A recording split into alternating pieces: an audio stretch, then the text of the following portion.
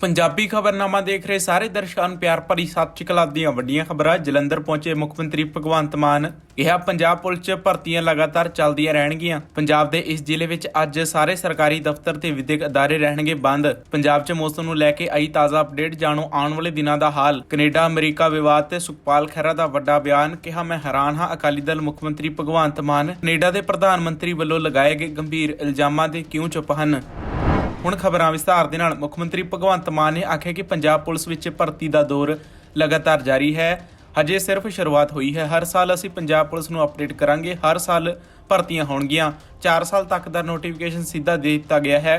ਜਨਵਰੀ ਵਿੱਚ ਨੋਟੀਫਿਕੇਸ਼ਨ, ਮਈ ਜੂਨ ਵਿੱਚ ਪੇਪਰ, ਜੁਲਾਈ ਅਗਸਤ ਵਿੱਚ ਰਿਜ਼ਲਟ, ਅਕਤੂਬਰ ਵਿੱਚ ਫਿਜ਼ੀਕਲ ਟੈਸਟ ਤੇ ਨਵੰਬਰ ਵਿੱਚ ਨਿਯੁਕਤੀ ਪੱਤਰ। ਕਿ ਕੋਈ ਆਖਰੀ ਫੰਕਸ਼ਨ ਨਹੀਂ ਹੈਗਾ, ਇਹ ਤਾਂ ਅਜੇ ਸ਼ੁਰੂਆਤ ਹੈ, ਨੰਬਰਿੰਗ ਹੈ। ਤਾਂ हर साल असी पंजाब पुलिस नूं अपडेट करना है। हर साल भर्तियां होणगियां। असी जिहड़ी इस बार भर्ती जिहड़ी, क्योंकि असी 4 साल दा अगे नोटिफिकेशन सीधा ही देता कि जनवरी च नोटिफिकेशन, मई जून च पेपर, जुलाई अगस्त च रिजल्ट लिखती पेपर दा, अक्तूबर च फिजिकल टेस्ट, नवंबर च नियुक्ति पत्र, दसंबर च हर दसंबर, अगले साल भी दसंबर च, उस तो अगले साल भी दसंबर च तुहानूं ਜਿਹੜਾ ਉਹ ਨਿਯੁਕਤੀ ਪੱਤਰ ਲੈ ਕੇ ਤੁਸੀਂ ਨੌਕਰੀ ਤੇ ਲੱਗ ਜਾਓਗੇ। ਕਿਉਂਕਿ ਇਹਦੇ ਨਾਲ ਉਮੀਦ ਬਣਦੀ ਹੈ ਟ੍ਰੇਨਿੰਗ, ਜੇ ਇੱਕ ਵਾਰੀ ਰਹਿ ਗਏ ਤਾਂ ਦੂਜਾ ਮੌਕਾ ਮਿਲੂਗਾ, ਕੋਈ ਐਸੀ ਗੱਲ ਨਹੀਂ। ਸੋ ਗਰਾਊਂਡ ਦੇ ਵਿੱਚ ਜਾਓਗੇ, ਟ੍ਰੇਨਿੰਗ ਕਰੋਗੇ, ਬੁਰੀ ਸੰਗਤ ਤੋਂ ਬਚੋਗੇ ਤੇ ਸਾਡਾ ਪੰਜਾਬ ਜਿਹੜਾ ਦੁਬਾਰੇ ਪੰਜਾਬ ਬਣੂਗਾ। ਫਰੀਦਕੋਟ ਜ਼ਿਲ੍ਹੇ ਵਿੱਚ 23 ਸਤੰਬਰ ਦਿਨ ਸ਼ਨੀਵਾਰ ਨੂੰ ਸਾਰੇ ਸਰਕਾਰੀ ਦਫ਼ਤਰ ਅਤੇ ਵਿਦਿਅਕ ਅਦਾਰੇ ਬੰਦ ਰਹਿਣਗੇ। ਇਹ ਹੁਕਮ ਡਿਪਟੀ ਕਮਿਸ਼ਨਰ ਜ਼ਿਲ੍ਹਾ ਮੈਜਿਸਟ੍ਰੇਟ ਫਰੀਦਕੋਟ ਵੱਲੋਂ ਜਾਰੀ ਕੀਤੇ ਗਏ ਹਨ। ਸ਼ੇਖ ਫਰੀਦ ਜੀ ਦੇ ਆਗਮਨ ਪੂਰਵ ਮੌਕੇ ਸਥਾਨਕ ਛੁੱਟੀ ਦਾ ਐਲਾਨ ਕੀਤਾ ਗਿਆ ਹੈ। 23 ਸਤੰਬਰ ਦਿਨ ਸ਼ਨੀਵਾਰ ਨੂੰ ਸਾਰੇ ਸਰਕਾਰੀ ਦਫ਼ਤਰ ਅਤੇ ਵਿਦਿਅਕ ਅਦਾਰੇ ਬੰਦ ਰਹਿਣਗੇ। ਇਹ ਹੁਕਮ ਡਿਪਟੀ ਕਮਿਸ਼ਨਰ ਜ਼ਿਲ੍ਹਾ ਮੈਜਿਸਟ੍ਰੇਟ ਫਰੀਦਕੋਟ ਵੱਲੋਂ ਦਿੱਤੇ ਗਏ ਹਨ। ਪੰਜਾਬ ਦੇ ਮੌਸਮ ਨੂੰ ਲੈ ਕੇ ਵੱਡੀ ਅਪਡੇਟ ਸਾਹਮਣੇ ਆਈ ਹੈ। ਮੌਸਮ ਵਿਭਾਗ ਨੇ ਅਲਰਟ ਜਾਰੀ ਕੀਤਾ ਹੈ ਕਿ ਸੂਬੇ ਦੇ ਕਈ ਜ਼ਿਲ੍ਹਿਆਂ ਵਿੱਚ ਅਗਲੇ 3 ਦਿਨਾਂ ਤੱਕ ਮੀਂਹ ਪੈਣ ਦੀ ਸੰਭਾਵਨਾ ਹੈ। ਮੌਸਮ ਵਿਭਾਗ ਮੁਤਾਬਕ 25 ਸਤੰਬਰ ਤੱਕ ਬੱਦਲਵਾਈ ਰਹਿ ਸਕਦੀ ਹੈ। ਪੰਜਾਬ ਦੇ ਕਈ ਖੇਤਰਾਂ ਵਿੱਚ ਹਲਕੇ ਤੋਂ ਦਰਮਿਆਨਾ ਮੀਂਹ ਪੈ ਸਕਦਾ ਹੈ। ਮੀਂਹ ਪੈਣ ਕਾਰਨ ਤਾਪਮਾਨ ਵਿੱਚ 2 ਤੋਂ 3 ਡਿਗਰੀ ਤੱਕ ਗਿਰਾਵਟ ਆਉਣ ਦੀ ਸੰਭਾਵਨਾ ਹੈ। ਹਾਲਾਂਕਿ ਬੀਤੇ ਕੁਝ ਦਿਨਾਂ ਪਹਿਲਾਂ ਤਿੱਖੀ ਧੁੱਪ ਕਾਰਨ ਪੰਜਾਬ ਦੇ ਕਈ ਖੇਤਰਾਂ ਵਿੱਚ ਤਾਪਮਾਨ 35 ਡਿਗਰੀ ਸੈਲਸੀਅਸ ਤੋਂ ਪਾਰ ਕਰ ਗਿਆ ਸੀ। ਜੇਕਰ ਚੰਡੀਗੜ੍ਹ ਦੀ ਗੱਲ ਕਰੀਏ ਤਾਂ 24 ਸਤੰਬਰ ਨੂੰ ਕੁਝ ਇਲਾਕੇ ਵਿੱਚ ਬੱਦਲਵਾਈ ਦੇ ਨਾਲ ਮੀਂਹ ਪੈਣ ਦਾ ਅਲਰਟ ਜਾਰੀ ਕੀਤਾ ਗਿਆ ਹੈ। ਇਹ ਵੀ ਅੰਦਾਜ਼ਾ ਲਗਾਇਆ ਗਿਆ ਹੈ ਕਿ ਸਤੰਬਰ ਦੇ ਅੰਤ ਜਾਂ ਅਕਤੂਬਰ ਦੇ ਪਹਿਲੇ ਹਫ਼ਤੇ ਵਿੱਚ ਮਾਨਸੂਨ ਹਟ ਸਕਦਾ ਹੈ। ਕੈਨੇਡਾ ਵੱਲੋਂ ਲਗਾਏ ਗਏ ਗੰਭੀਰ ਇਲਜ਼ਾਮਾਂ ਤੋਂ ਬਾਅਦ ਭਾਰਤ ਅਤੇ ਕੈਨੇਡਾ ਵਿੱਚ ਤਣਾਅ ਵਧਦਾ ਨਜ਼ਰ ਆ ਰਿਹਾ ਹੈ ਅਤੇ ਇਸ ਦੌਰਾਨ ਦੇਸ਼ ਦੇ ਲੀਡਰਾਂ ਦੇ ਵੀ ਵੱਖੋ ਵੱਖਰੇ ਪ੍ਰਤੀਕਰਮ ਸਾਹਮਣੇ ਆ ਰਹੇ ਹਨ। ਕਾਂਗਰਸ ਦੇ ਸੀਨੀਅਰ ਲੀਡਰ ਸੁਖਪਾਲ ਸਿੰਘ ਖਹਿਰਾ ਨੇ ਕੈਨੇਡਾ ਅਮਰੀਕਾ ਵਿਵਾਦ ਤੇ ਵੱਡਾ ਬਿਆਨ ਦਿੱਤਾ ਹੈ। ਸੁਖਪਾਲ ਖਹਿਰਾ ਨੇ ਕਿਹਾ ਕਿ ਮੈਂ ਹੈਰਾਨ ਹਾਂ ਕਿ ਅਕਾਲੀ ਦਲ ਅਤੇ ਮੁੱਖ ਮੰਤਰੀ ਭਗਵੰਤ ਮਾਨ ਕੈਨੇਡਾ ਦੇ ਪ੍ਰਧਾਨ ਮੰਤਰੀ ਵੱਲੋਂ ਲਗਾਏ ਗਏ ਗੰਭੀਰ ਇਲਜ਼ਾਮਾਂ ਉੱਤੇ ਚੁੱਪ ਕਿਉਂ ਹਨ। ਦੋਸਤੋ, 4-5 ਦਿਨ ਇੰਤਜ਼ਾਰ ਕਰਨ ਤੋਂ ਬਾਅਦ, ਸਾਰੀ ਇੰਟਰਨੈਸ਼ਨਲ ਸਿਚੁਏਸ਼ਨ ਵਾਚ ਕਰਨ ਤੋਂ ਬਾਅਦ ਅੱਜ ਮੈਂ ਸੋਚਿਆ ਕਿ ਤੁਹਾਡੇ ਨਾਲ ਆਪਣੇ ਵਿਚਾਰ ਸਾਂਝੇ ਕਰਾਂ।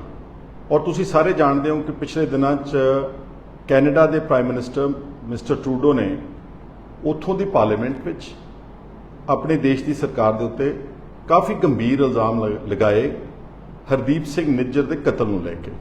ਔਰ ਉਹਨਾਂ ਦੀ ਸਪੋਰਟ ਉੱਥੋਂ ਦੀਆਂ ਜਿਹੜੀਆਂ ਪ੍ਰਮੁੱਖ 2 ਆਪੋਜੀਸ਼ਨ ਪਾਰਟੀਆਂ ਨੇ, ਉਹਨਾਂ ਦੇ ਲੀਡਰਾਂ ਨੇ ਖੜ ਕੇ ਉੱਥੇ ਉਹਨਾਂ ਦੀ ਪਾਰਲੀਮੈਂਟ ਦੇ ਵਿੱਚ ਇਸ ਗੱਲ ਦਾ ਇਨਸਾਫ ਮੰਗਿਆ। ਔਰ ਇਹ ਮੈਂ 4-5 ਦਿਨ ਇਸ ਲਈ ਮੈਂ ਅੱਜ ਮੈਨੂੰ ਬੋਲਣ ਤੇ ਮੈਂ ਮਜਬੂਰ ਹੋਇਆ। ਹਾਲਾਂਕਿ ਜਿਹੜੀ ਮੇਰੀ ਇੱਕ ਨੈਸ਼ਨਲ ਪਾਰਟੀ ਆ, ਉਹਦਾ ਵਿਊ ਪੁਆਇੰਟ ਤਕਰੀਬਨ ਸਭ ਨੂੰ ਪਤਾ ਵਾ, ਪਰ ਫਿਰ ਵੀ ਮੈਂ ਸਮਝਿਆ ਕਿ ਪਿਛਲੇ 4-5 ਦਿਨ ਤੋਂ ਕੋਈ ਵੀ ਸਿੱਖ ਆਗੂ ਪੰਜਾਬ ਦਾ ਨਹੀਂ ਬੋਲਿਆ। ਇੱਕ ਵੀ ਆਦਮੀ ਜਿਹੜਾ ਕੋਈ ਪੰਜਾਬ ਦਾ ਜਾਂ ਸਿੱਖਾਂ ਦੀ ਗੱਲ ਕਹਿ ਸਕਦਾ ਹੋਇਆ ਕੋਈ ਨਹੀਂ ਬੋਲਿਆ। ਔਰ ਵਿਸ਼ੇਸ਼ ਤੌਰ ਤੇ ਇਹਦੇ 'ਚ ਮੈਂ ਸਿੰਗਲ ਆਊਟ ਕਰੂੰਗਾ ਜਿਹੜਾ ਸ਼੍ਰੋਮਣੀ ਅਕਾਲੀ ਦਲ ਦੇ ਇਸ ਵਕਤ ਕਾਬਜ ਨੇ, ਬਾਦਲ ਦਾ ਪਰਿਵਾਰ, ਸੁਖਬੀਰ ਸਿੰਘ ਬਾਦਲ, ਹਰਸਿਮਰਤ ਕੌਰ ਬਾਦਲ ਪਾਰਲੀਮੈਂਟ ਦੇ ਮੈਂਬਰਸ ਨੇ ਔਰ ਦੇਸ਼ ਵਿੱਚ ਲੋਕ ਸਭਾ ਦਾ ਸੈਸ਼ਨ ਚੱਲ ਰਿਹਾ ਹੈ। ਇੱਕ ਸ਼ਬਦ ਨਹੀਂ ਬੋਲੇ। ਵੀਜ਼ਾ ਵਗੈਰਾ ਤੇ ਬੋਲੇ ਨੇ, ਲੇਕਿਨ ਜਿਹੜੇ ਐਲੀਗੇਸ਼ਨਸ ਹਿਊਮਨ ਰਾਈਟਸ ਅਬਿਊਜ਼ ਦੇ ਔਰ ਉਹਨਾਂ ਦੀ ਧਰਤੀ ਦੇ ਉੱਤੇ ਜਿਹੜਾ ਕਤਲ ਹੋਇਆ ਇੱਕ ਸਿੱਖ, ਭਾਵਾਂ ਕਿ ਉਸ ਨੂੰ ਖਾਲਿਸਤਾਨੀ ਕਿਹਾ ਗਿਆ, ਉਸ ਨੂੰ ਟੈਰਰਿਸਟ ਕਿਹਾ ਗਿਆ, ਕਿ ਕਿਸੇ ਸੂਬੇ ਦੇ ਕੋਲ, ਕਿਸੇ ਗਵਰਨਮੈਂਟ ਦੇ ਕੋਲ ਇਸ ਤਰ੍ਹਾਂ ਦਾ ਅਧਿਕਾਰ ਹੈ ਕਿ ਕੋਈ ਵਿਦਆਊਟ ਐਨੀ ਟ੍ਰਾਇਲ, ਬਿਨਾਂ ਕਿਸੇ ਕੋਰਟ, ਕਿਸੇ ਅਦਾਲਤੀ ਕਾਰਵਾਈ ਤੋਂ ਕਿਸੇ ਨੂੰ ਕਤਲ ਕੀਤਾ ਜਾ ਸਕਦਾ। ਸਵਾਲ ਇਹ ਉੱਠਿਆ ਵਾ ਔਰ ਇੱਥੇ ਕੋਈ ਨਹੀਂ ਬੋਲਿਆ। ਉਹਨਾਂ ਦੀ ਤਾਂ ਮੈਨੂੰ ਮਜਬੂਰੀ ਸਮਝ ਆ ਗਈ ਬਾਦਲ ਹੋਣਾ ਦੀ ਹੁਣ ਚੰਗੀ ਤਰ੍ਹਾਂ ਨਾਲ ਕਿ ਉਹ ਬੀਜੇਪੀ ਦੇ ਅੱਗੇ ਗੋਡੇ ਟੇਕ ਰਹੇ ਨੇ ਚੰਦ ਵੋਟਾਂ ਦੇ ਵਾਸਤੇ। ਸ਼ਾਇਦ ਉਹਨੂੰ ਲੱਗਦਾ ਕਿ ਜੇ ਪਾਰਲੀਮੈਂਟ ਵਿੱਚ ਅਸੀਂ ਅੱਜ ਉਲਟ ਬੋਲਾਂਗੇ ਤਾਂ ਸਾਡਾ ਸ਼ਾਇਦ ਸਮਝੌਤਾ ਨਾ ਹੋਵੇ। ਤਾਂ ਫਿਰ ਅਕਾਲੀ ਦਲ ਥੋੜ੍ਹਾ ਰਿਹਾ ਇਹ, ਫਿਰ ਤਾਂ ਇੱਕ ਨੋਰਮਲ ਸੁਧਾਰਨ ਜਿੱਦਾਂ ਬਾਕੀ ਪੋਲੀਟੀਕਲ ਪਾਰਟੀਆਂ ਨੇ, ਜਿੱਦਾਂ ਇਹਨਾਂ ਨੇ ਧਾਰਾ 370 ਜਦੋਂ ਜੰਮੂ ਕਸ਼ਮੀਰ ਦੇ 2 ਟੋਟੇ ਕੀਤੇ ਗਏ ਸੀਗੇ ਉਦੋਂ ਬੀਜੇਪੀ ਦੇ ਹਮਾਇਤ ਕੀਤੀ, ਬਿਲਕੁਲ ਉਸ ਤਰਜ਼ ਦੇ ਉੱਤੇ ਅੱਜ ਇਹ ਉੱਥੇ ਬੈਠੇ ਨੇ। ਤੇ ਫਿਰ ਇਹ ਸਿੱਖਾਂ ਨਾਲ ਗਿਲਾ ਕਰਦੇ ਨੇ ਆਣ ਕੇ ਕਿ ਜੀ ਸਿੱਖ ਸਾਨੂੰ ਅਕਾਲੀ ਦਲ ਨੂੰ ਕਿਉਂ ਛੱਡ ਰਹੇ ਨੇ, ਆਪਣੀ ਮਾਂ ਪਾਰਟੀ ਨੂੰ ਕਿਉਂ ਛੱਡ ਰਹੇ ਨੇ, ਕਿਉਂਕਿ ਸਿੱਖਾਂ ਨੂੰ ਲੱਗ ਰਿਹਾ ਕਿ ਤੁਸੀਂ ਮਾਂ ਪਾਰਟੀ ਨਹੀਂ ਗੀ, ਤੁਸੀਂ ਇੱਕ ਟੱਬਰ ਦੀ ਪਾਰਟੀ ਬਣ ਕੇ ਰਹੇ। ਦੂਸਰਾ, ਭਗਵੰਤ ਮਾਨ ਇਹ ਚੀਫ ਮਿਨਿਸਟਰ ਹੈ ਪੰਜਾਬ ਦਾ। ਇਹ ਮਤ ਸਮਝਣਾ ਕਿ ਆਮ ਆਦਮੀ ਪਾਰਟੀ ਇਕੱਲੀ ਨੂੰ ਬਿਲੋਂਗ ਕਰਦਾ। ਅੱਜ ਉਹ 3 ਕਰੋੜ ਪੰਜਾਬੀਆਂ ਦਾ ਚੀਫ ਮਿਨਿਸਟਰ ਹੈ, ਮੁੱਖ ਮੰਤਰੀ ਆ, ਪਹਿਰੇਦਾਰ ਆ, ਚੌਕੀਦਾਰ ਆ। ਇੱਕ ਸ਼ਬਦ ਨਹੀਂ ਬੋਲਿਆ ਉਹ। ਐਡਾ ਇੰਪੋਰਟੈਂਟ ਇੱਕ ਇਸ਼ੂ, ਮਤਲਬ 8 ਲੱਖ ਦੇ ਕਰੀਬ ਪੰਜਾਬੀ ਕੈਨੇਡਾ ਦੇ ਵਿੱਚ ਜਿਨ੍ਹਾਂ ਦਾ ਭਵਿੱਖ, ਉਹਨਾਂ ਚੋਂ ਬਹੁਤੇ ਨੌਜਵਾਨ ਤਬਕਾ ਵਾ ਜਿਨ੍ਹਾਂ ਦਾ ਭਵਿੱਖ ਦਾਅ ਤੇ ਲੱਗ ਗਿਆ ਤੇ ਆਪਣੇ ਸੂਬੇ ਦੀ ਇੱਜ਼ਤ ਦਾਅ ਤੇ ਲੱਗ ਗਈ ਪੰਜਾਬ ਦੀ, ਔਰ ਖਾਸ ਤੌਰ ਤੇ ਉਹਨਾਂ ਵਿੱਚੋਂ ਸਿੱਖਾਂ ਦੀ। ਕਿਉਂਕਿ ਜਦੋਂ ਵੀ ਕੋਈ ਇਦਾਂ ਦਾ ਐਕਸ਼ਨ ਹੁੰਦਾ ਜਾਂ ਜਦੋਂ ਕੋਈ ਇਦਾਂ ਦਾ ਮੁੱਦਾ ਉੱਠਦਾ ਜਿੱਥੇ ਖਾਲਿਸਤਾਨ ਦੀ ਗੱਲ ਵੱਜਦੀ ਆ, ਉੱਥੇ ਫਿਰ ਸਾਡੇ ਦੇਸ਼ ਦਾ ਜਿਹੜਾ ਇਲੈਕਟ੍ਰੋਨਿਕ ਮੀਡੀਆ ਹੈ ਅਤੇ ਜਿਹੜੇ ਟਰੋਲ ਕਰਨ ਵਾਲੀਆਂ ਫੌਜਾਂ ਨੇ ਇੱਥੇ, ਉਹ ਫਿਰ ਦੱਬ ਕੇ ਸਾਰੇ ਸਿੱਖਾਂ ਨੂੰ ਇੱਕ ਰੰਗ ਵਿੱਚ ਪੇਂਟ ਕਰਦੀਆਂ ਨੇ, ਇੱਕੋ ਛਵੀ ਦੇ ਵਿੱਚ ਕਿ ਇਹ ਤਾਂ ਗਦਾਰ ਨੇ, ਇਹ ਅੱਤਵਾਦੀ ਨੇ, ਔਰ ਕਿੱਦਾਂ ਕਿੱਦਾਂ ਦੇ ਸ਼ਬਦ ਚੱਲਦੇ ਨੇ। ਇੱਥੋਂ ਤੱਕ ਕਿ ਸਾਡਾ ਇੱਕ ਕਲਾਕਾਰ ਆਉਣਾ ਸੀਗਾ ਸ਼ੁਭਨੀਤ, ਉਸਨੇ ਇੱਥੇ ਇੰਡੀਆ ਚ ਆਣ ਕੇ ਪਰਫਾਰਮ ਕਰਨਾ ਸੀਗਾ, ਐਡੀ ਟ੍ਰੋਲਿੰਗ ਕੀਤੀ ਕਿ ਉਸਦਾ ਇੱਕ ਸ਼ੋਅ ਜਿਹੜਾ ਸੀ ਕੈਂਸਲ। ਉਹ ਤਾਂ ਇੱਕ ਸਿਰਫ ਸਾਦਾ ਜਿਹਾ ਕਲਾਕਾਰ ਸੀਗਾ ਔਰ ਉਹ ਕਹਿ ਰਿਹਾ ਕਿ ਮੈਂ ਆਪਣੀ ਧਰਤੀ ਤੇ ਆਉਣਾ ਚਾਹੁੰਦਾ ਸੀਗਾ। ਆ ਇਹਦਾ ਇਫੈਕਟ ਪਿਆ। ਇਹਦੇ ਮੁਕਾਬਲੇ ਤੇ ਜਦੋਂ ਕੋਈ ਦੂਜੀਆਂ ਵੱਖਵਾਦੀ ਸੁਰਾਂ ਉੱਠਦੀਆਂ ਨੇ, ਕੋਈ ਹਿੰਦੂ ਰਾਸ਼ਟਰ ਦੀ ਗੱਲ ਕਰਦਾ, ਤੇ ਉੱਥੇ ਤਾਂ ਕੋਈ ਇਦਾਂ ਦਾ ਨਜ਼ਰੀਆ ਨਹੀਂ ਬਣਾਇਆ ਜਾਂਦਾ ਕਿ ਇਹ ਦੇਸ਼ ਟੁੱਟ ਜਾਵੇਗਾ। ਉਦੋਂ ਤਾਂ ਨੈਸ਼ਨਲ ਮੀਡੀਆ ਕੁਝ ਨਹੀਂ ਬੋਲਦਾ। ਇਹਦੇ ਨਾਲੋਂ ਕਈ ਗੁਣਾ ਜ਼ਿਆਦਾ ਬਲੇਟੈਂਟਲੀ ਸ਼ਰੇਆਮ ਕਾਨੂੰਨ ਤੇ ਸੰਵਿਧਾਨ ਦੀਆਂ ਧੱਜੀਆਂ ਉਡਾ ਕੇ ਇੱਥੇ ਹਿੰਦੂ ਰਾਸ਼ਟਰ ਦੀ ਗੱਲ ਕਹੀ ਜਾਂਦੀ ਹੈ। ਮੈਂ ਕੋਈ ਖਾਲਿਸਤਾਨ ਦੇ ਹੱਕ ਵਿੱਚ ਨਹੀਂਗਾ, ਬਿਲਕੁਲ ਅੱਛੀ ਤਰ੍ਹਾਂ ਮੈਂ ਪਹਿਲਾਂ ਇੱਥੇ ਕਲੈਰੀਫਾਈ ਕਰਨਾ ਚਾਹੁੰਦਾ। ਪਰ ਮੈਂ ਜਦੋਂ ਬਾਹਰੋਂ ਬੈਠਾ ਇੱਕ ਦੇਖ ਰਿਹਾ ਵਾਂ ਇੱਕ ਦ੍ਰਿਸ਼ ਜਿਹਦੇ ਸਾਡੇ ਪੰਜਾਬ ਦੀ ਤੇ ਸਿੱਖਾਂ ਦੀ ਭੰਡੀ ਪ੍ਰਚਾਰ ਕੀਤਾ ਜਾ ਰਿਹਾ, ਪੰਜਾਬੀਆਂ ਦਾ ਵਿੱਚੇ ਭੰਡੀ ਪ੍ਰਚਾਰ ਹੋ ਰਿਹਾ ਵਾ, ਤੇ ਮੈਂ ਸਮਝਦਾ ਤੇ ਕਿਸੇ ਨੂੰ ਤਾਂ ਬੋਲਣਾ ਚਾਹੀਦਾ ਸੀ। ਭਗਵੰਤ ਮਾਨ ਛੋਟੀ ਛੋਟੀ ਗੱਲ ਤੇ ਉੱਠ ਕੇ ਸਵੇਰੇ ਟਵੀਟ ਕਰਦਾ, ਕਦੀ ਕਹਿੰਦਾ ਜੀ ਫਲਾਣੇ ਲੀਡਰ ਨੂੰ 10ਵੀਂ ਨਹੀਂ ਪੜ੍ਹਨੀ ਆਈ, ਇਹਨੂੰ ਮੈਂ ਕਹਿੰਦਾ ਪੰਜਾਬੀ 'ਚ 10ਵੀਂ ਕਰਕੇ ਦਿਖਾ ਦੇ, 45% ਨੰਬਰ ਲੈ ਕੇ ਆ ਜਾ। ਛੋਟੀਆਂ ਛੋਟੀਆਂ ਗੱਲਾਂ ਤੇ ਹੋਰ ਟਿਚਰਾਂ ਕਰਦਾ ਆਪੋਜੀਸ਼ਨ ਨੂੰ। ਅੱਜ ਐਡਾ ਵੱਡਾ ਇੱਕ ਮਸਲਾ ਉੱਠਿਆ ਜਿਹਦੇ ਤੇ ਕੌਣ ਸਾਥ ਦੇ ਰਿਹਾ ਕੈਨੇਡਾ ਦਾ, ਇੰਟਰਨੈਸ਼ਨਲ ਕਮਿਊਨਿਟੀ 'ਚ। ਅੱਜ ਅਮਰੀਕਾ, USA ਉਹਨਾਂ ਦੇ ਨਾਲ ਖੜਾ ਵਾ। ਉਹਨਾਂ ਦੀ ਇੱਕ ਪ੍ਰੋਪਰ ਵਾਈਟ ਹਾਊਸ ਤੋਂ ਸਟੇਟਮੈਂਟ ਆਈ ਆ ਕਿ ਅਸੀਂ ਕਿਸੇ ਵੀ ਇਸ ਤਰ੍ਹਾਂ ਦੇ ਇਸ਼ੂ ਤੇ ਕਿਸੇ ਕੰਟਰੀ ਨੂੰ ਐਗਜ਼ੈਂਪਸ਼ਨ ਨਹੀਂ ਦੇ ਸਕਦੇ। ਐਗਜ਼ੈਂਪਸ਼ਨ ਮਤਲਬ ਕਿ ਅਸੀਂ ਉਹਨਾਂ ਨੂੰ ਅੱਖੋਂ ਪਰੋਖੇ ਨਹੀਂ ਕਰ ਸਕਦੇ ਕਿ ਤੁਸੀਂ ਕੁਝ ਵੀ ਕਰੋ ਤੇ ਅਸੀਂ ਸਿਰਫ ਤੁਹਾਡੇ ਨਾਲ ਵਪਾਰ ਦੇ ਸਾਧਨ ਬਣਾਉਣੇ ਨੇ, ਸੰਬੰਧ ਬਣਾਉਣੇ ਨੇ, ਤੇ ਇਸ ਕਰਕੇ ਅਸੀਂ ਇਸ ਨੂੰ ਐਗਜ਼ੈਂਪਟ ਕਰ ਰਹੇ। ਇੱਦਾਂ USA ਨਾਲ ਖੜਾ ਹੋ ਗਿਆ, ਫਿਰ ਆਸਟ੍ਰੇਲੀਆ ਨਾਲ ਖੜਾ ਹੋ ਗਿਆ, ਫਿਰ UK ਨਾਲ ਖੜਾ ਹੋ ਗਿਆ, ਫਿਰ ਨਿਊਜ਼ੀਲੈਂਡ ਨਾਲ ਖੜਾ ਹੋ ਗਿਆ, ਫਿਰ G7 ਜਿਹੜਾ most powerful group of nations ਹੈ, ਫਿਰ ਉਹ ਖੜੇ ਹੋ ਗਏ। ਜਿਹੜੀਆਂ ਆਪਾਂ ਕਹਿੰਦੇ 5 ਆਈਜ਼ ਇੱਕ ਗਰੁੱਪ ਬਣਿਆ ਨੇਸ਼ਨਸ ਦਾ ਤਾਕਤਵਰ, ਫਿਰ ਸਾਰੇ ਉਹ ਖੜੇ ਹੋ ਗਏ ਨੇ। ਔਰ ਸਿਰਫ ਉਹ ਜਾਣਨਾ ਕੀ ਚਾਹੁੰਦੇ ਨੇ ਕਿ ਜਿਹੜੇ ਇਲਜ਼ਾਮ ਟਰੂਡੋ ਨੇ ਪਾਰਲੀਮੈਂਟ ਵਿੱਚ ਲਾਏ, ਔਰ ਉਸ ਤੋਂ ਬਾਅਦ ਉਹਨੇ ਜਸਟਿਨ ਟਰੂਡੋ ਨੇ, ਪ੍ਰਾਈਮ ਮਿਨਿਸਟਰ ਨੇ, ਇਹ ਇਲਜ਼ਾਮ ਕੱਲ ਫਿਰ ਦੁਬਾਰਾ ਜਿਹੜਾ ਨਿਊਯਾਰਕ ਦੇ ਵਿੱਚ UNO ਦੀ ਜਿਹੜੀ ਜਨਰਲ ਅਸੈਂਬਲੀ ਅਟੈਂਡ ਕਰਨ ਤੋਂ ਬਾਅਦ ਬਾਹਰ ਜਦੋਂ ਨਿਕਲਿਆ, ਉੱਥੇ ਜਿਹੜੀ ਇੰਟਰਨੈਸ਼ਨਲ ਮੀਡੀਆ ਸੀਗਾ, ਉੱਥੇ ਫਿਰ ਆਪਣੇ ਇਲਜ਼ਾਮ ਦੁਹਰਾਏ ਔਰ ਉਹਨੇ ਕਿਹਾ we have credible information. After all ਇੱਕ ਦੇਸ਼ ਦਾ ਪ੍ਰਾਈਮ ਮਿਨਿਸਟਰ ਆ। ਔਰ ਪਿਛਲੇ ਦਿਨਾਂ 'ਚ ਸ਼ਾਇਦ ਦੇ ਦਿਨ ਦੇ ਵਿੱਚ CBC ਨੇ ਵੀ ਇੱਕ ਰਿਪੋਰਟ ਛਾਇਆ ਕੀਤੀ ਹੈ, ਕੈਨੇਡੀਅਨ ਬ੍ਰੌਡਕਾਸਟਿੰਗ ਜਿਹੜਾ ਉਹਨਾਂ ਦਾ ਟੈਲੀਵਿਜ਼ਨ ਹੈਗਾ CBC, ਉਸਨੇ ਵੀ ਇੱਕ ਰਿਪੋਰਟ ਉਹਨੇ ਕੋਟ ਕੀਤਾ CIS ਨੂੰ, ਕੈਨੇਡੀਅਨ ਇੰਟੈਲੀਜੈਂਸ ਸਰਵਿਸ ਨੂੰ। ਜੋ ਵੀ, ਮੈਂ ਉਹਦੀ ਡਿਟੇਲ 'ਚ ਨਹੀਂ ਜਾਣਾ ਚਾਹੁੰਦਾ, ਮੈਂ ਫਿਰ ਕਹਿਣਾ ਚਾਹੁੰਦਾ ਕਿ ਮੈਂ ਕਿਸੇ ਦਾ ਪੱਖ ਨਹੀਂ ਲੈ ਰਿਹਾ। ਅੱਜ ਇੰਟਰਨੈਸ਼ਨਲ ਮੀਡੀਆ, ਇੰਟਰਨੈਸ਼ਨਲ ਜਿਹੜਾ ਦੇਸ਼ ਨੇ, ਉਹਦੇ ਵਿੱਚ ਭਾਰਤ ਦੀ ਬਦਨਾਮੀ ਹੋ ਰਹੀ ਆ। ਇਹ ਭਾਵੇਂ ਤੁਸੀਂ ਮੰਨੋ ਤੇ ਚਾਹੇ ਨਾ ਮੰਨੋ, ਜਿਹੜੇ ਇੱਥੇ ਆਪਾਂ ਬੈਠਦੇ ਨੇ ਰੋਜ਼, ਜਿਹੜਾ ਆਪਾਂ ਕਹਿੰਦੇ ਨਾ ਕਿ ਅਸੀਂ G20 ਦੀ ਸਮਿਟ ਕਰਾ ਕੇ ਦਿੱਲੀ ਵਿੱਚ ਬਹੁਤ ਵੱਡੇ ਪੱਧਰ ਦੇ ਵਿਸ਼ਵ ਪੱਧਰੀ ਭਾਰਤ ਦਾ ਅਸੀਂ ਇੱਕ ਨਾਮ ਖੱਟਿਆ ਵਾ, ਉਹ ਇੱਕ ਇਨਸੀਡੈਂਟ ਨੇ ਤੁਹਾਡਾ ਨਾਮ ਖਰਾਬ ਕੀਤਾ ਵਾ।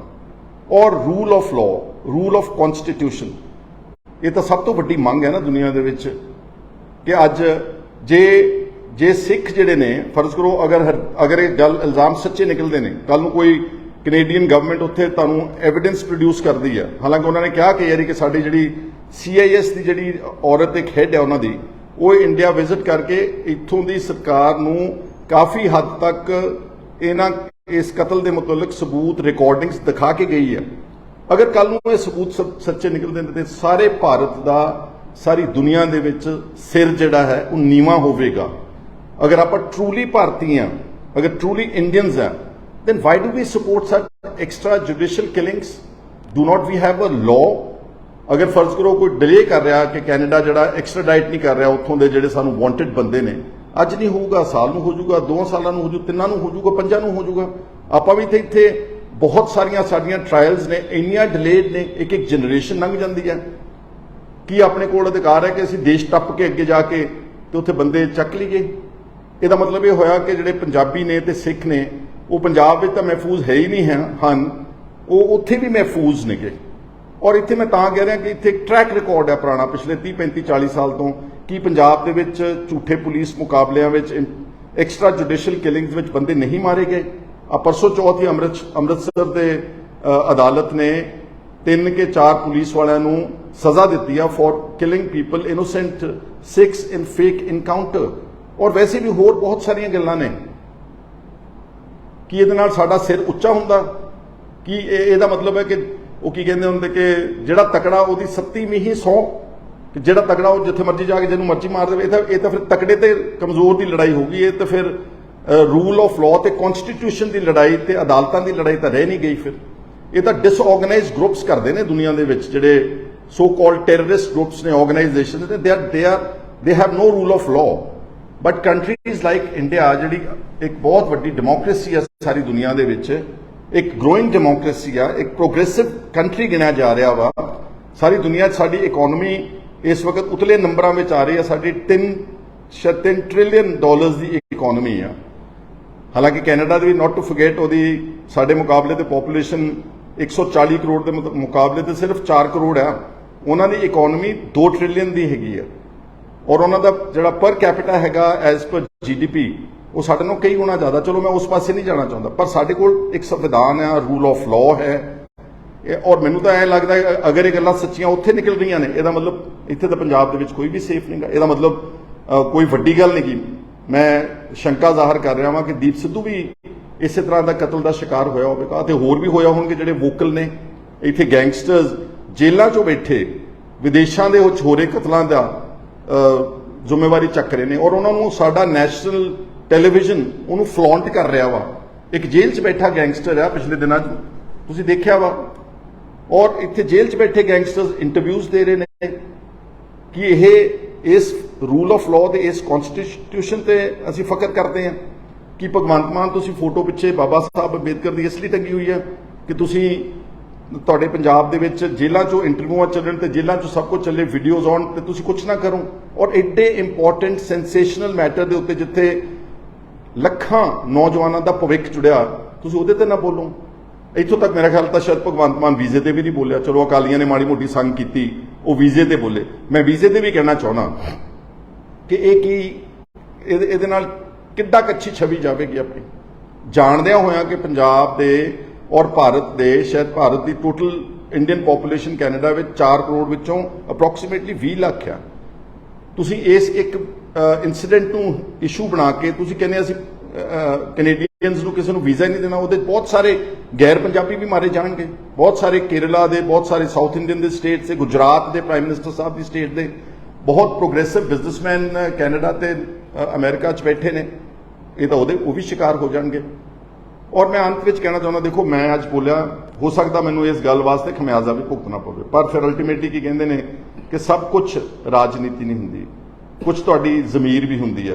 ਤੁਹਾਡੇ ਅੰਦਰ ਜਿਹੜੇ ਜਜ਼ਬਾਤ ਤੇ ਭਾਵਨਾਵਾਂ ਨੇ, ਉਹਦੇ ਬਾਰੇ ਮੈਂ ਬੜਾ ਸੋਚਣ ਵਿਚਾਰਨ ਤੋਂ ਬਾਅਦ ਇਹ ਗੱਲ ਮੈਂ ਅੱਜ ਤੁਹਾਡੇ ਸਾਹਮਣੇ ਰੱਖੀ ਆ। ਔਰ ਜਿੱਥੋਂ ਤੱਕ ਕਾਂਗਰਸ ਦਾ ਵਿਊ ਪੁਆਇੰਟ ਹੈ, ਠੀਕ ਹੈ, ਸਾਡੇ ਕੁਝ ਲੀਡਰਸ ਇੱਥੇ ਉਹੀ ਨੈਸ਼ਨਲਿਸਟ ਵਿਊ ਪੁਆਇੰਟ ਲੈਂਦੇ ਨੇ, ਉਹਨਾਂ ਨੂੰ ਅਧਿਕਾਰ ਹੈਗਾ ਕਿਉਂਕਿ ਉਹਨਾਂ ਦਾ ਦਾਇਰਾ ਇੱਕ ਸਾਰੇ ਦੇਸ਼ ਦੇ ਐਂਗਲ ਤੋਂ। ਲੇਕਿਨ ਸਾਡਾ ਦਾਇਰਾ ਤਾਂ ਸਾਡੀ ਆਪਣੀ ਸਟੇਟ ਹੈ, ਸਾਡੀ ਆਪਣੀ ਕੌਮ ਹੈ। ਜੇ ਅਸੀਂ ਆਪਣੀ ਕੌਮ ਨੂੰ ਨਹੀਂ ਬੋਲਾਂਗੇ ਤੇ ਫਿਰ ਅਸੀਂ ਲੀਡਰ ਹੋਣ ਦੇ ਹੱਕਦਾਰ ਨਹੀਂ। ਕਿ ਹਾਲਾਂਕਿ ਅਗਰ ਮੈਂ ਰਾਹੁਲ ਗਾਂਧੀ ਦੀ ਗੱਲ ਕੋਟ ਕਰਾਂ ਤੇ ਉਹ ਜਦੋਂ ਪਿੱਛੇ ਇੰਗਲੈਂਡ ਦੇ ਦੌਰੇ ਤੇ ਗਏ ਸੀ, ਉਹਨਾਂ ਨੇ ਆਕਸਫੋਰਡ ਵਿੱਚ ਇੱਕ ਇੰਟਰਵਿਊ ਦਿੱਤੀ ਹੋਈ ਆ।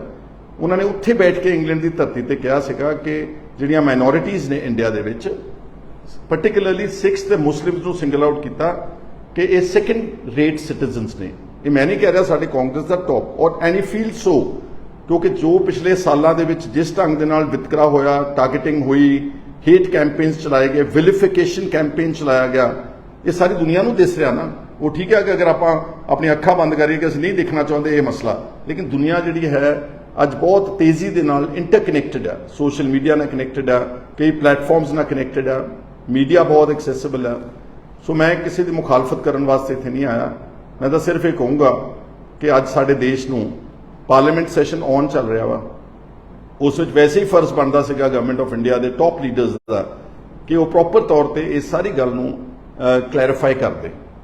ਔਰ ਅੱਜ ਵੀ ਮੈਂ ਚਾਹੂੰਗਾ ਕਿ ਕਿਰਪਾ ਕਰਕੇ ਜਿਹੜਾ ਤੁਸੀਂ ਵੀਜ਼ਾਜ਼ ਉਡਾਤੇ ਨੇ ਸਾਰੇ, ਔਰ ਤੁਸੀਂ ਆਰਟਿਸਟ ਨੂੰ ਇੱਥੇ ਇੰਡੀਆ ਦੀ ਧਰਤੀ ਤੇ ਪਰਫਾਰਮ ਨਹੀਂ, ਇਹਦੇ ਨਾਲ ਕੜੱਤਨ ਵਧਣੀ ਹੈ, ਇਹਦੇ ਨਾਲ ਕੜੱਤਨ ਘਟਣੀ ਨਹੀਂਗੀ।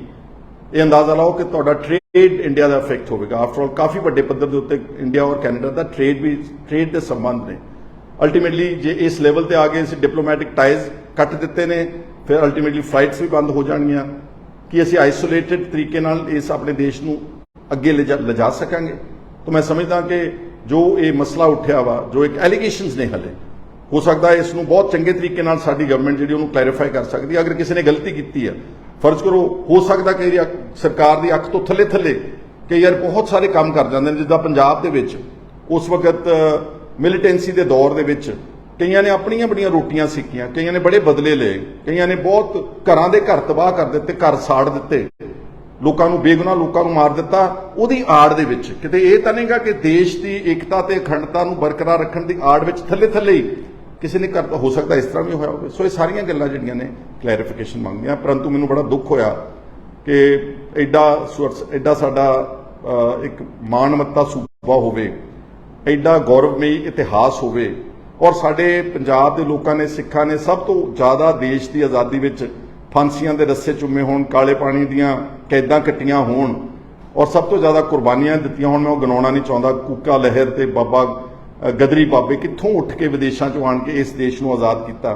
ਅੱਜ ਵੀ ਸਾਡੇ ਬੰਦੇ ਨੇ ਜਿਹੜੇ, ਜਦੋਂ ਕੋਈ ਬਾਰਡਰਸ ਦੇ ਉੱਤੇ ਕੋਈ ਦੇਸ਼ ਹਮਲਾ ਕਰਦਾ, ਦੂਸਰਾ ਵਿਰੋਧੀ ਦੇਸ਼, ਤੇ ਜਦੋਂ ਕਫਨ ਆਉਂਦੇ ਨੇ ਪੰਜਾਬ ਦੇ ਵਿੱਚ, ਉਹਦੇ 'ਚ ਹਮੇਸ਼ਾ ਜਾਂ ਇੰਡੀਆ 'ਚ ਆਉਂਦੇ ਨੇ, ਜਦੋਂ ਮਰਦੇ ਨੇ ਬਾਰਡਰਸ ਦੇ ਰਖਵਾਲੀ, ਉਹ ਪੰਜਾਬ ਦੇ ਹੀ ਬਸ਼ਿੰਦੇ ਹੁੰਦੇ ਹਨ। ਔਰ ਇਸ ਤੋਂ ਇਲਾਵਾ ਜੋ ਸਾਡਾ ਸਪੋਰਟਸ ਵਿੱਚ ਯੋਗਦਾਨ ਹੈ, ਜੋ ਸਾਡਾ ਫੂਡ ਪ੍ਰੋਡਕਸ਼ਨ ਵਿੱਚ ਇਸ ਦੇਸ਼ ਨੂੰ ਸੈਲਫ ਸਫੀਸ਼ੀਐਂਟ ਕੀਤਾ, ਖਾਣ ਪੀਣ ਦੀਆਂ ਚੀਜ਼ਾਂ ਵਿੱਚ, ਅਨਾਜ ਵਿੱਚ, ਉਹ ਗੱਲਾਂ ਸਾਰੀਆਂ ਸੈਕੰਡਰੀ ਨੇ। ਉਹ ਸਾਡਾ ਯੋਗਦਾਨ ਐਂ ਲੱਗਦਾ ਜਦੋਂ ਸਾਡੇ ਤੇ ਹਮਲਾ ਹੁੰਦਾ ਔਰ ਸਭ ਨੂੰ ਇੱਕੋ ਹੀ ਟੈਗ ਵੱਖਵਾਦੀ, ਅੱਤਵਾਦੀ, ਪਤਾ ਨਹੀਂ ਉਗਰਵਾਦੀ ਕਹਿ ਕੇ ਟੀਵੀਆਂ ਦੇ ਉੱਤੇ ਭੰਡਿਆ ਜਾਂਦਾ ਵਾ। ਉਹ ਸਾਨੂੰ ਸਭ ਨੂੰ ਦੁੱਖ ਹੁੰਦਾ, ਮੈਨੂੰ ਵੀ ਬਹੁਤ ਦੁੱਖ ਹੁੰਦਾ। ਉਮੀਦ ਕਰਦਾ ਕਿ ਸਾਡੀ ਸਰਕਾਰ ਠੀਕ ਰਿਕੋਰਸ ਲਵੇਗੀ ਔਰ ਅਪਰੋਪਰੀਏਟ ਐਕਸ਼ਨ ਲਵੇਗੀ ਤਾਂ ਕਿ ਸਾਡੀ ਇੰਡੀਆ ਦੀ ਜਿਹੜੀ ਰੈਪੂਟੇਸ਼ਨ ਹੈ ਉਹ ਸਾਰੀ ਦੁਨੀਆ ਦੇ ਵਿੱਚ ਅੱਛੀ ਰਵੇ, ਬਹਾਲ ਰਵੇ, ਔਰ ਸਾਡਾ ਦੇਸ਼ ਜਿਹੜਾ ਉਹ ਪ੍ਰੋਗਰੈਸ ਕਰਦਾ ਰਵੇ। ਮੇਰੇ ਨਾਲ ਅੱਜ ਦੇ ਇਹਨਾਂ ਵਿਚਾਰਾਂ ਤੇ ਜੁੜਨ ਵਾਸਤੇ ਤੁਹਾਡਾ ਸਾਰਿਆਂ ਦਾ ਬਹੁਤ ਸ਼ੁਕਰੀਆ।